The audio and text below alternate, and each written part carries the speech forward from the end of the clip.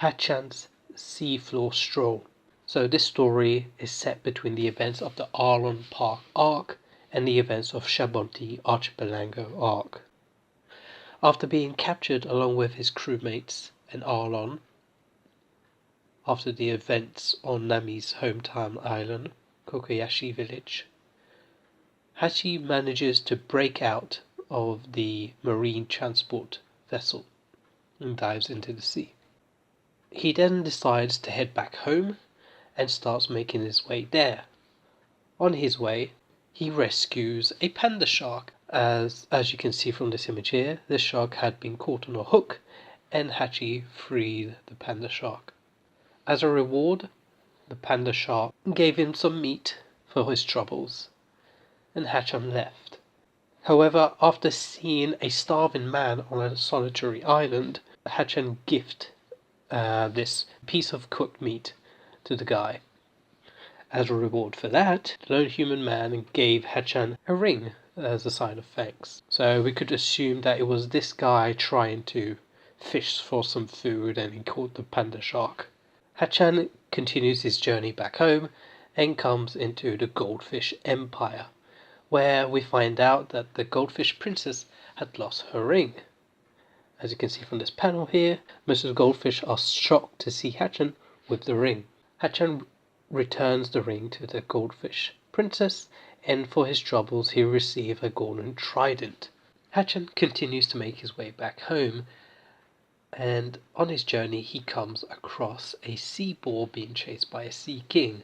Wanting to help the sea boar, Hatchan uses the trident and attacks the sea king. After defeating the sea king, Hatchan then checks in on the sea boar, but it seems like there's something stuck in the sea boar's mouth. Suddenly, the mermaid Kami and the starfish Papagu appear from within the sea boar's mouth, to the shock of Hachi. Both Kami and Papagu thank Hachi for saving them, even though he didn't realize that they had been swallowed by the sea boar. In this image, we also see in the right side, just by Papagu, the starfish, there is a shadowy figure watching them.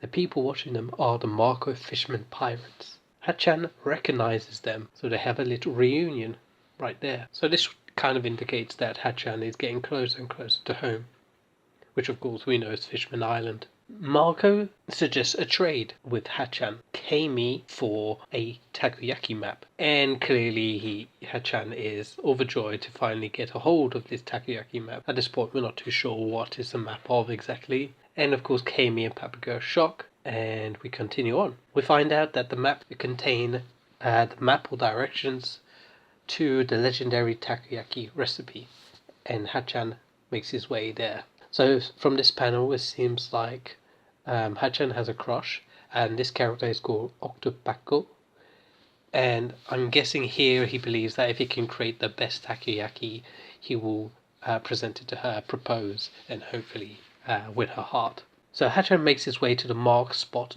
on the map and finds a giant octopus. So it's clear that Hatchan has been deceived, and Hatchan is now furious. He defeats the huge octopus, rips his bandage off, because you have to remember he was hurt from his fight against Zoro, and he decides to head back and rescue Kami and defeat Marco. Somehow Papagu manages to escape, and he tells Hachi where they've gone. Now we move to where Marco is, and you can see that they have Kami in this kind of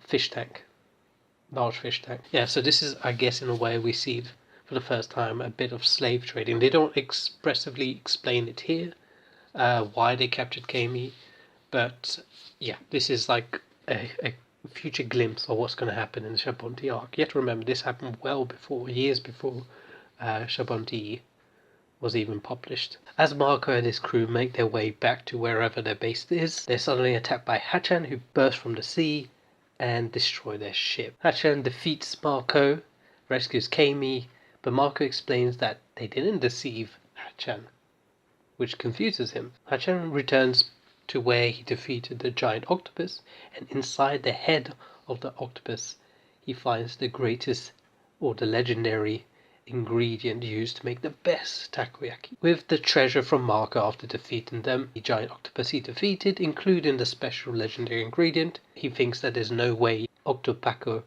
could ever turn him down. As this is happening, Octopaco, so the person that Hatchan has a crush on, goes out for a little stroll. On her stroll, she comes across the catfish village, which we can see here has been crushed by a sunken ship. A lot of them have been injured, and we see Octopaco laughing at her. Poo poo poo.